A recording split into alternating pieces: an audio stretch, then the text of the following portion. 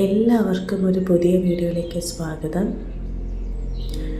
ഇന്ന് day 17 morning Varahi പ്രെയറാണ് നിങ്ങൾക്ക് share ചെയ്യുന്നത്. വരാഹി അമ്മയുടെ ബ്ലെസ്സിങ്സ് കിട്ടി ഒത്തിരി പേര് കമൻറ്റ് ചെയ്തിട്ടുണ്ടായിരുന്നു. എല്ലാവർക്കും വരാഹി അമ്മയുടെ അനുഗ്രഹം ലഭിക്കട്ടെ.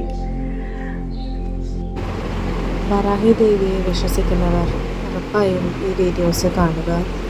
നിങ്ങൾക്ക് വന്നു ചേരാൻ പോകുന്നത് നിങ്ങൾ ആഗ്രഹിക്കുന്നതിനും അപ്പുറമായിട്ടുള്ള കാര്യങ്ങളായിരിക്കും. ഉറപ്പായിട്ടും നിങ്ങൾക്ക് ദേവിയുടെ അനുഗ്രഹം ഉണ്ടാവും. അതിനായിട്ട് നിങ്ങൾ ചെയ്യേണ്ടത് ഇത്രമാത്രം: ഈ ചാനലിലെ എല്ലാ വീഡിയോസും കാണുക. അതിലോരോ മന്ത്രങ്ങൾ മെൻഷൻ ചെയ്തിട്ടുണ്ട്. എല്ലാം തന്നെയും നിങ്ങൾ ഫോളോ ചെയ്യുക. എങ്ങനെയാണ് ജപിക്കേണ്ടത്, കാര്യങ്ങളെല്ലാം തന്നെ കൃത്യതയോടെ പറയുന്നുണ്ട്. വീഡിയോ സ്കിപ്പ് ചെയ്യാതെ കാണുക. ഇനി സബ്സ്ക്രൈബ് ചെയ്യാത്തവരാണെന്നുണ്ടെങ്കിൽ സബ്സ്ക്രൈബ് ചെയ്ത് ബെല്ലൈക്കൺ ക്ലിക്ക് ചെയ്യുക. ഒരുപാട് കമൻറ്റ്സ് റീസെൻ്റ്ലി വന്നിട്ടുണ്ട്.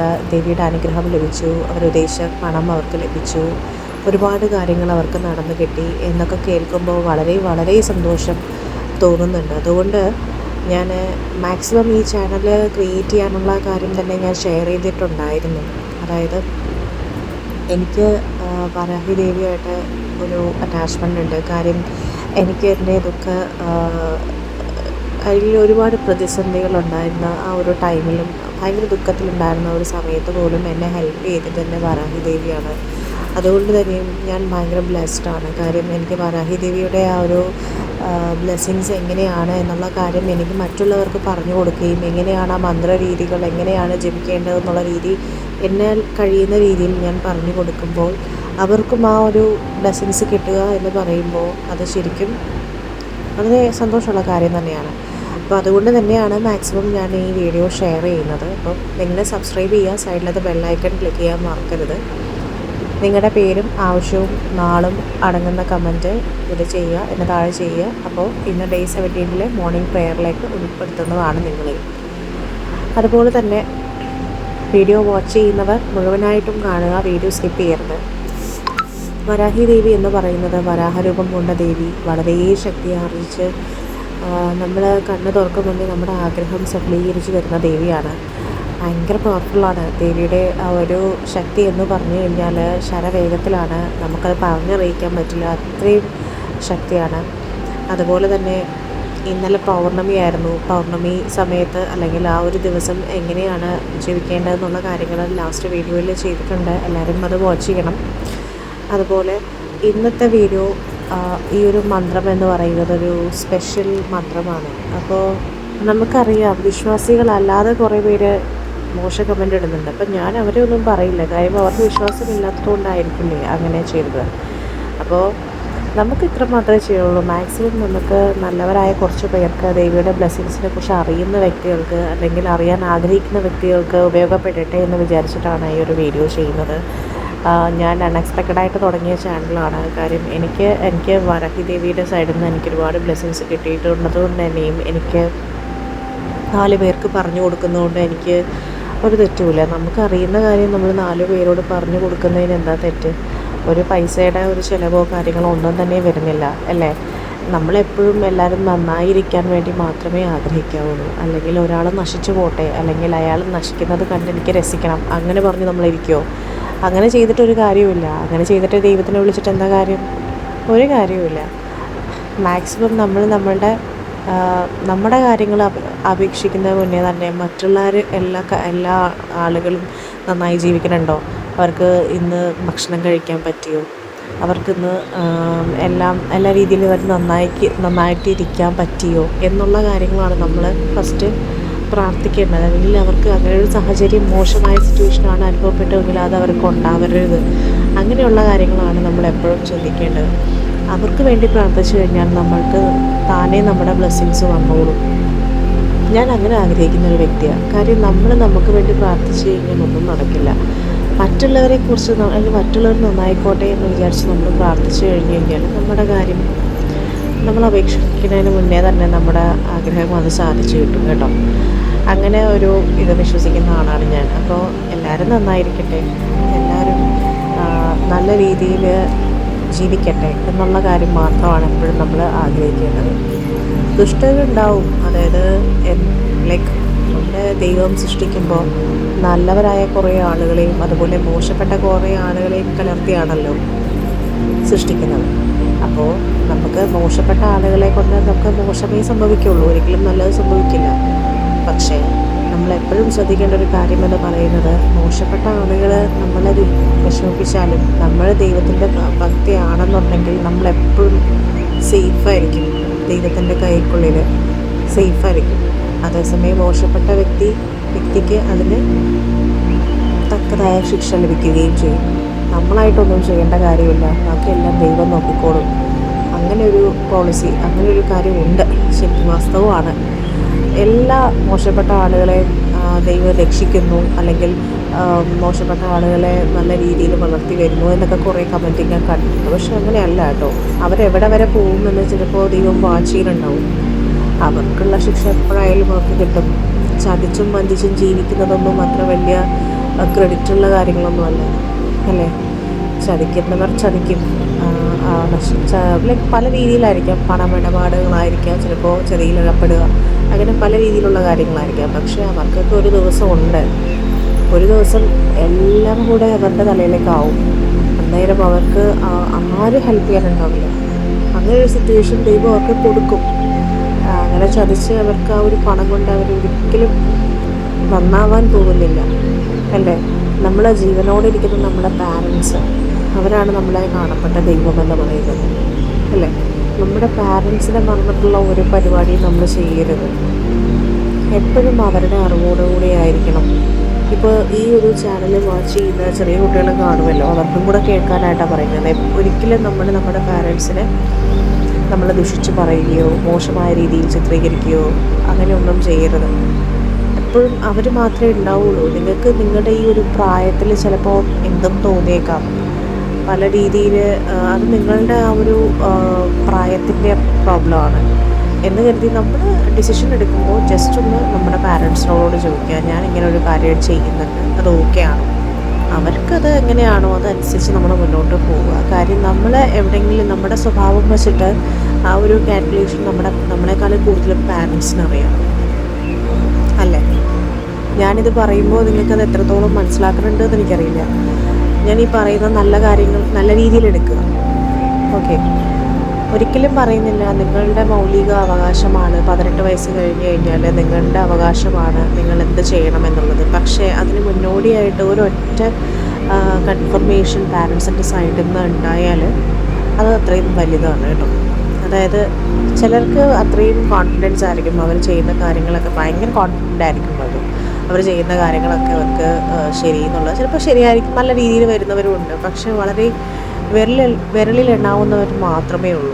ചിലരൊക്കെ അകപ്പെട്ട് പോയി കഴിഞ്ഞിട്ട് വിഷമിച്ച് നടക്കുന്ന, അവർക്ക് ജീവൻ വരെ, അങ്ങനത്തെ ഒരുപാട് കേസുകളുണ്ട്. അപ്പോൾ അതുകൊണ്ട് തന്നെ എപ്പോഴും നമ്മൾ എന്ത് കാര്യം ചെയ്യുമ്പോഴും മെയിനായിട്ടും നമ്മൾ അറിയുന്ന ഒരു നമ്മുടെ പേഴ്സണൽ കാര്യങ്ങൾ അറിയുന്ന ഒരു വ്യക്തി, നമ്മുടെ പാരൻസ് ആവട്ടെ അല്ലെങ്കിൽ നമുക്ക് വേണ്ടപ്പെട്ടവരാവട്ടെ, അവരോട് ജസ്റ്റ് ചോദിച്ച് കൺഫേം ചെയ്താൽ ഓക്കെ ആണോ എന്നുള്ളത് കാര്യം ചെയ്തിട്ട് മാത്രം ഡിസൈഡ് ചെയ്യുക. കാര്യം ചതിയിലകപ്പെടാൻ ഒരു നിമിഷം മതി. നമ്മളെ ഒന്ന് മനസ്സ് ഇതാക്കി നമ്മളെ മനസ്സ് മാറ്റിയെടുക്കാൻ പോലും കഴിവുള്ളവരാണ് ഈ കാര്യം. നമ്മളെ മാക്സിമം നമ്മളെ ഏത് രീതിയിൽ വരെ വരും എന്നുള്ള രീതിയിൽ അവർക്കറിയാം. അതനുസരിച്ചായിരിക്കും അവർ നമ്മളോട് പെരുമാറുക. നമ്മൾ ചതിയിലകപ്പെടുമെന്ന് അവർക്ക് ബോധ്യമുണ്ടാകും. മനസ്സിലായില്ലേ? അപ്പോൾ എപ്പോഴും നമ്മൾ എന്ത് കാര്യം ചെയ്യുമ്പോഴും പാരൻസിനോട് അല്ലെങ്കിൽ വേണ്ടപ്പെട്ടവരോടുമായിട്ട് ക്രോസ് ചെക്ക് ചെയ്ത ശേഷം മാത്രം നമ്മൾ ഓരോ കാര്യത്തിലും ഇറങ്ങിത്തിരിക്കാവുള്ളൂ. അപ്പോൾ ചെറിയ കുഞ്ഞുങ്ങളോടും എല്ലാവരോടും പറയുന്ന ഒരൊറ്റ കാര്യമാണ്, എടുത്ത് ചാടുന്നത് ഒരിക്കലും ഒരു രീതിയിലും നല്ലതല്ല. സൂയിസൈഡ് എന്നുള്ള ഓപ്ഷൻ ഒട്ടും തന്നെ ശരിയല്ല. സൂയിസൈഡ് എന്ന് പറയുന്നത് തന്നെ നമ്മുടെ ലൈഫിൻ്റെ ഒരു തീരുമാനം, നമ്മളോട് അൺഎക്സ്പെക്റ്റഡ് ആയിട്ട് എടുക്കുന്ന ഒരു തീരുമാനം, അത് പലരെയും ബാധിക്കുന്ന രീതിയിലായിരിക്കും. ഒരിക്കലും അങ്ങനെ ഒരു തീരുമാനം എടുക്കരുത്. നമുക്ക് എല്ലാത്തിനും ഒരു സൊല്യൂഷനുണ്ട്. ഈ പറയുന്ന വലിയ വലിയ മഹാന്മാർ, അവരൊക്കെ ഒരുപാട് കഷ്ടതയിലൂടെ, നമ്മളൊക്കെ വിചാരിക്കുന്നതിനപ്പുറം കഷ്ടതയിലൂടെയൊക്കെ വളർന്ന് വലുതായാണ് അവർ നല്ലൊരു പൊസിഷനിലൊക്കെ എത്തിയിട്ടുണ്ടാവുക. അറിയാമല്ലോ, ഒരുപാട് ഓട്ടോബയോഗ്രഫിയൊക്കെ വായിച്ചിട്ടുണ്ടാവുമല്ലോ നിങ്ങളൊക്കെ. അപ്പോൾ നിങ്ങൾക്കറിയാം ഒരുപാട് പേര്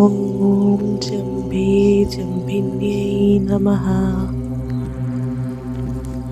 ॐ जम्भे जम्भिन्यै नमः। ॐ जम्भे जम्भिन्यै नमः। ॐ जम्भे जम्भिन्यै नमः। ॐ जम्भे जम्भिन्यै नमः। ॐ जम्भे जम्भिन्यै नमः।